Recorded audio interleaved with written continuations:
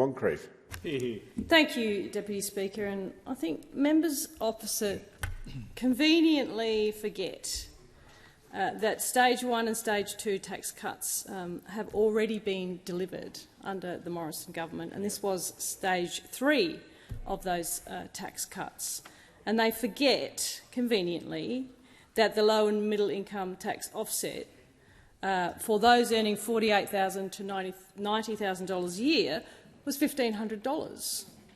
So they spruik about an increase of $804 for those on $85,000 a year, but under the former government it was $1,500, from $48,000 to $90,000. They forget that. So Australians are actually feeling poorer under this government than they were under the last government.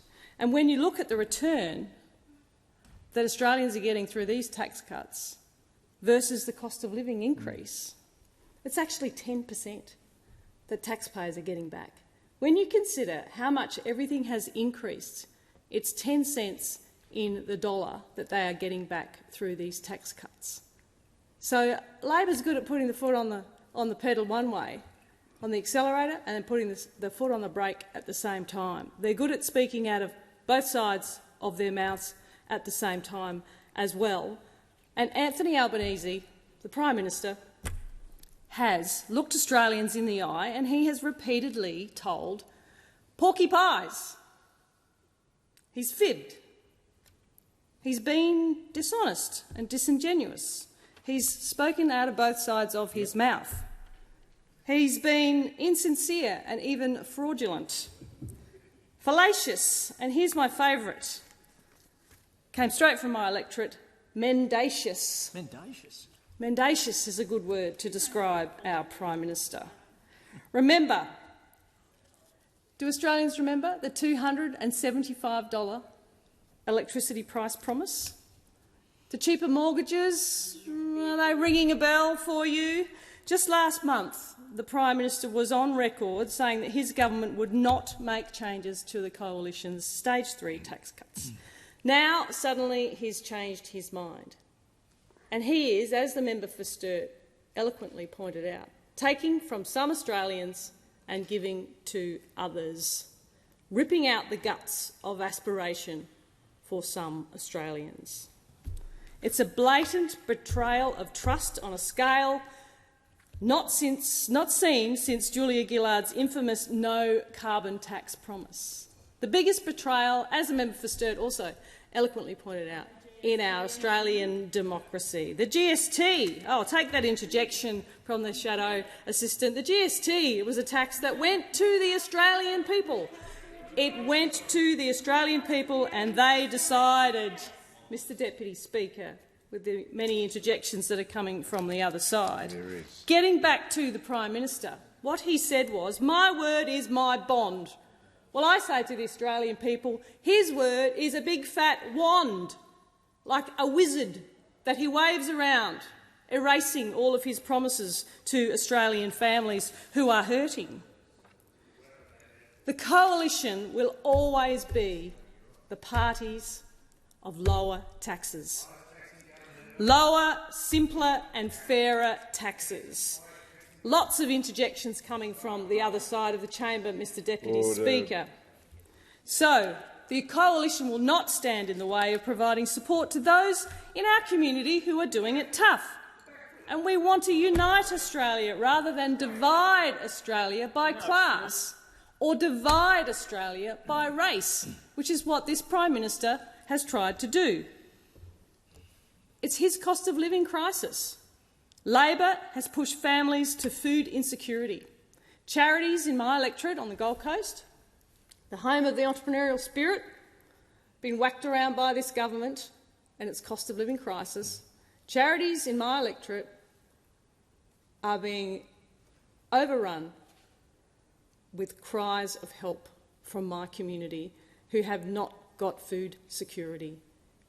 They're going to charities and getting food from the free supermarket in my electorate for those mums and dads who are working, who simply can't make ends meet because of Labor's cost of living crisis.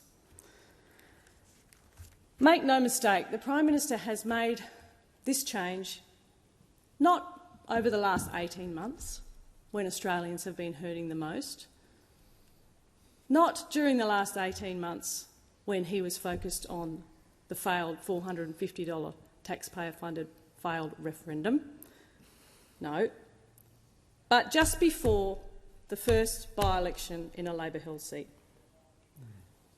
There's a coincidence. In Dunkley.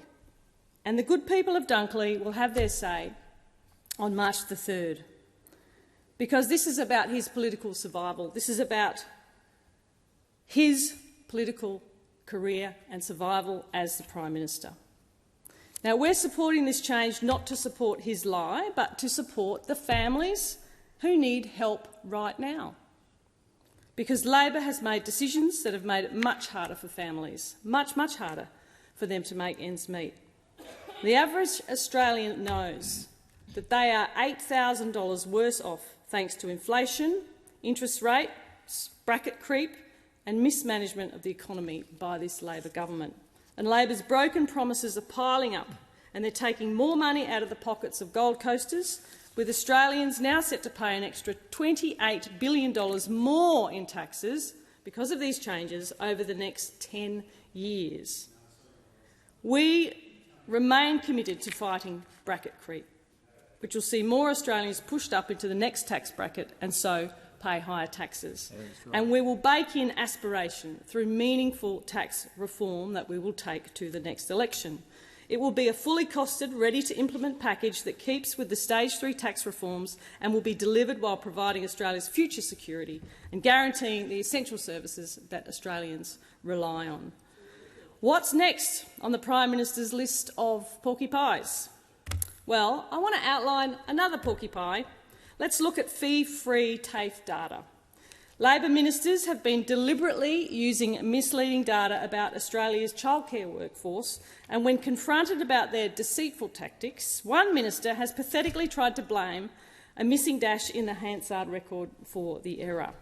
For months, Labor's been claiming the 123,000 educators and childcare workers in the training pipeline are a result of their policies since May 2022.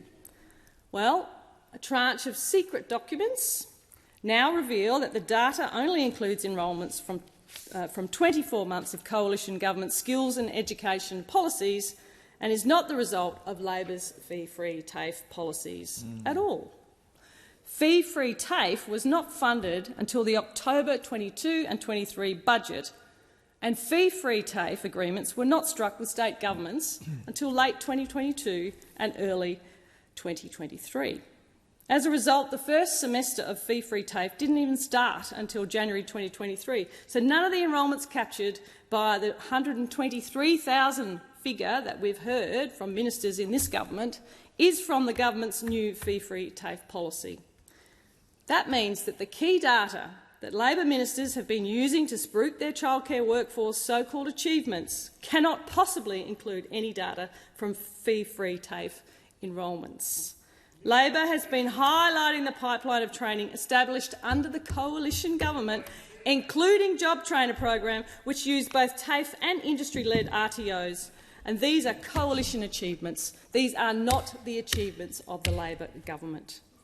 There is a liar in the lodge, and it's a sad state of affairs when we cannot trust a word that this Prime Minister says. So buyer beware of what could be next. Order. And we are talking about the tax cuts. Member for Moreton on a point of order. I would ask the Speaker to withdraw that comment made about the Prime Minister.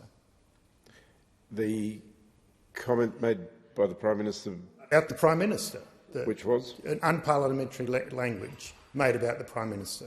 I'll ask the member for Moncrieff, for the sake of the House, to withdraw that comment. I withdraw. Thank you, member for Moncrieff. Continue. There is a fibber in the lodge. And what's next? I ask Australians what's next, and it could be your investment property, tax on the family home perhaps.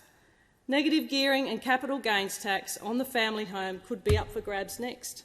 How can anybody across our nation trust what this Prime Minister says when he has broken his solemn promise to them.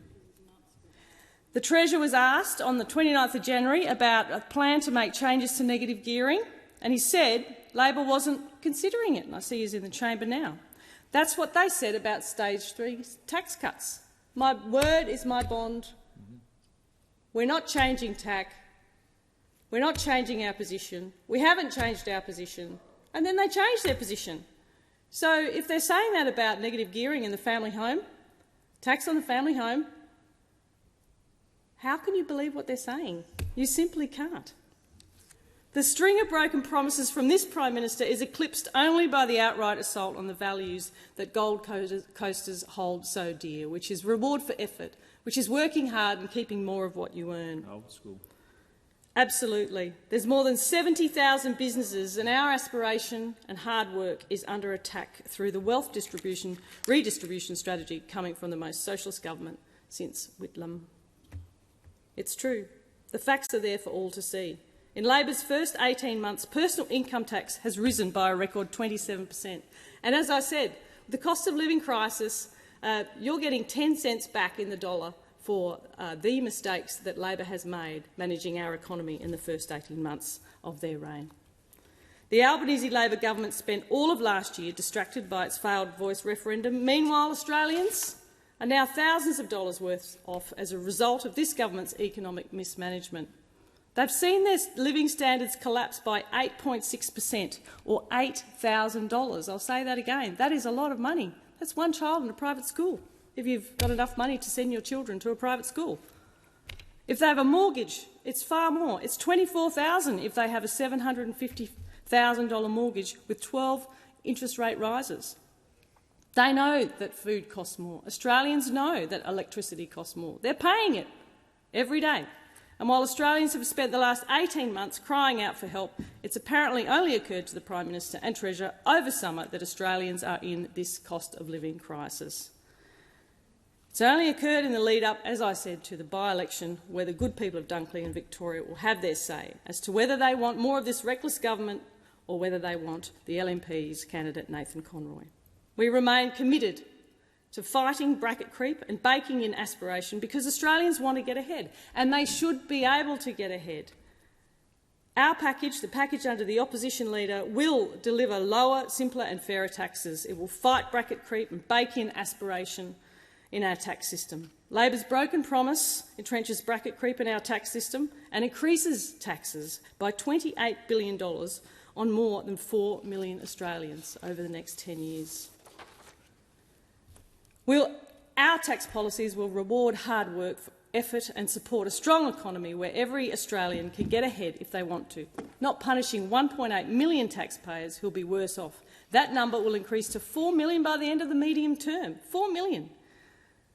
Give Australians more opportunity to get ahead and to stay ahead. That's what we want to do. Our package will be fully costed, ready to implement when we're elected, and most importantly, we will keep our promises to the Australian people. On a parting note, I just ask Australians, do those opposite deserve to be trusted to tell the truth ever again? No.